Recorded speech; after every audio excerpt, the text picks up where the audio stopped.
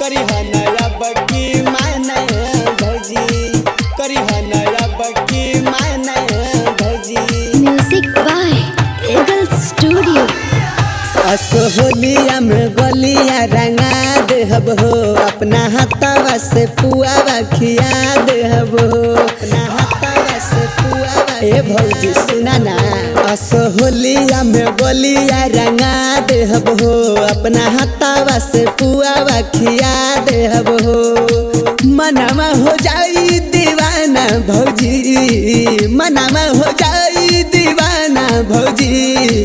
रंग दाना अपन चोली के खजनावा करी नया बकी माना भौजी। रंग दाना अपन चोली के खजनावा करी नया बकी माना भौजी।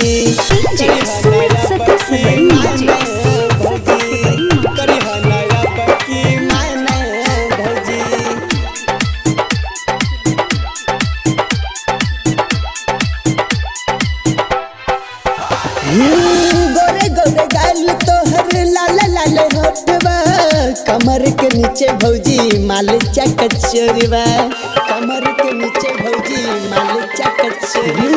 गोरे गोरे गाल तोहर लाल लाल होठवा कमर के नीचे भौजी माल चकचोरवा।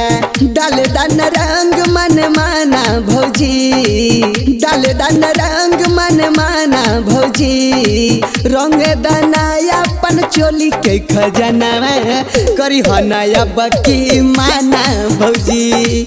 रंग दाना अपन चोली के खजनावा करी नया बकी माना भौजी।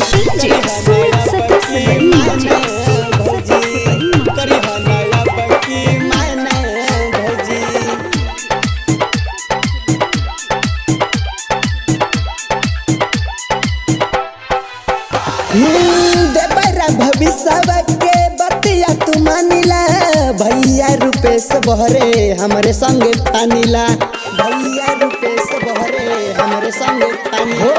देवरा भविष्य के बतिया तू मानिला भैया रुपेश बहरे हमरे संगे पानीला। याद आई तोहर बचपना भौजी याद आई तोहर बचपना भौजी। रंग दाना अपन चोली के खजनावा करी नया बकी माना भौजी। रंग दाना अपन चोली के खजनावा करी नया बकी माना।